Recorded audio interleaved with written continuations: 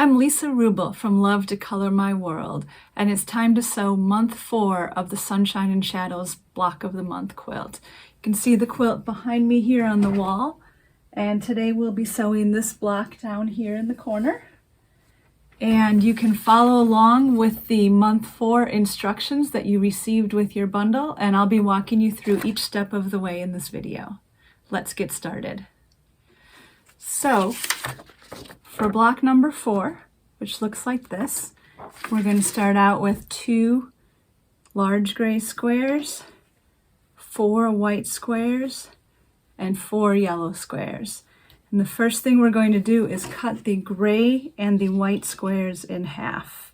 So I'm going to line up my ruler on my square from one corner to another and cut across. Gives me 2 triangles.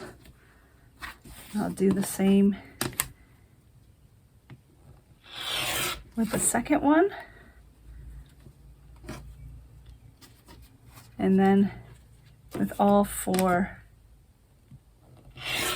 of my white squares.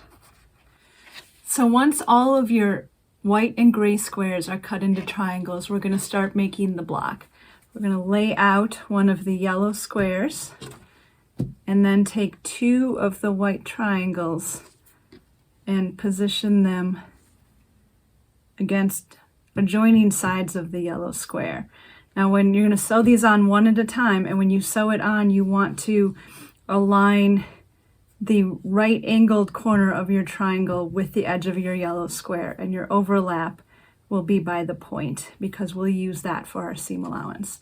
So I'm going to flip this over, line it up just at the top there, and put in 2 pins. And then I'll be sewing from that straight edge down to the bottom with a 1/4 inch seam allowance.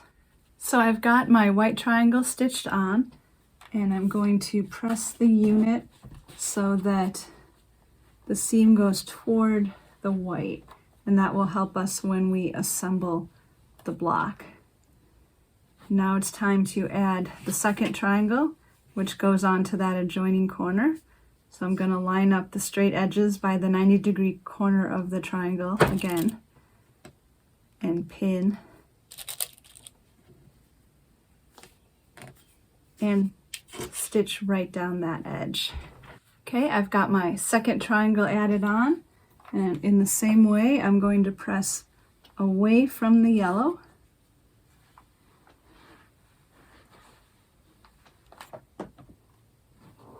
There we go.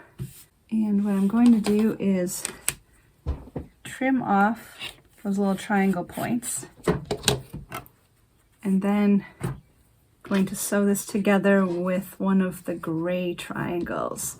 So I'm going to lay it on top, and they should be just about the same size.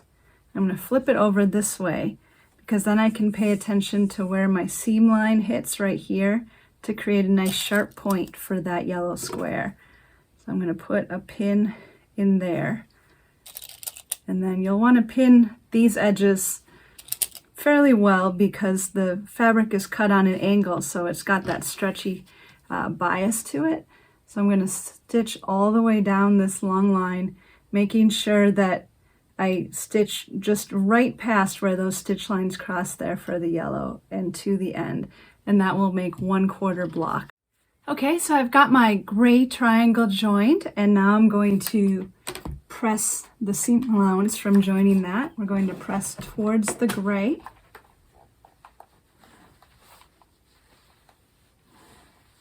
Okay, and if you look closely, you can see I've got that yellow corner right there, and that's because of how I stitched on this side so I could see where that seam allowance was.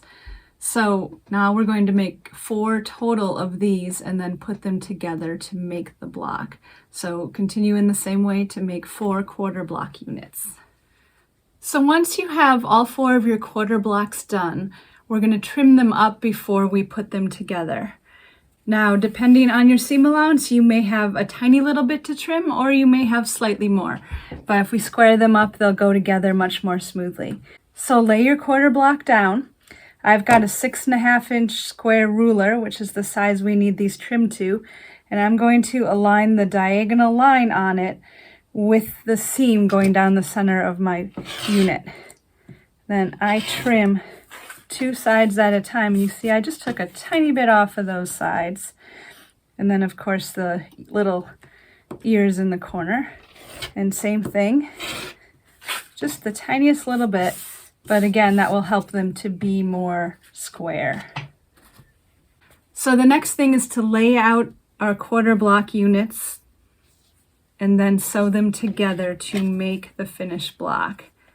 You lay them out as shown on your pattern, but the large gray triangles are going to create a pinwheel.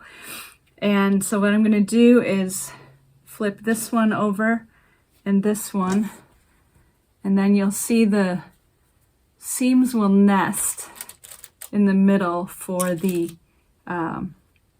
from your half square triangles, and that will help to make nice points there. So I'm going to stitch all the way down here with a 1/4 inch seam allowance and do the same on the second one. So now I'm going to press my 2 block halves, and I'm going to press the seams in opposite directions so that I can nest them in the middle again.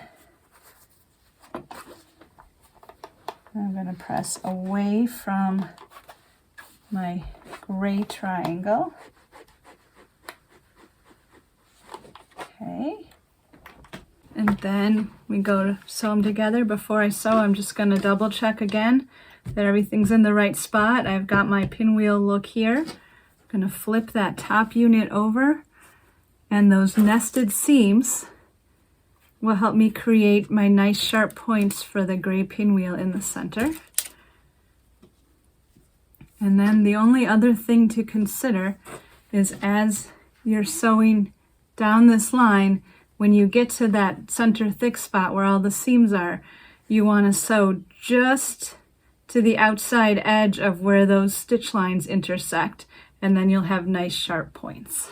So I've got that main seam sewn, and now I'm going to press my block. And at this point you can press in either direction.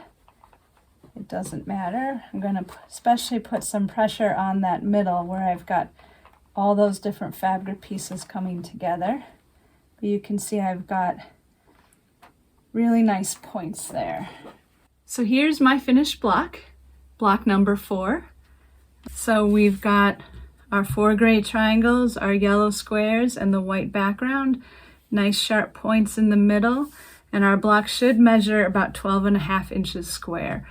I'm not going to trim up any of mine until all of my blocks are complete so that I can make sure that they all fit together nicely. So that's the end of block 4 of the Sunshine and Shadows BOM. I look forward to seeing you next month when we'll be putting together block 5.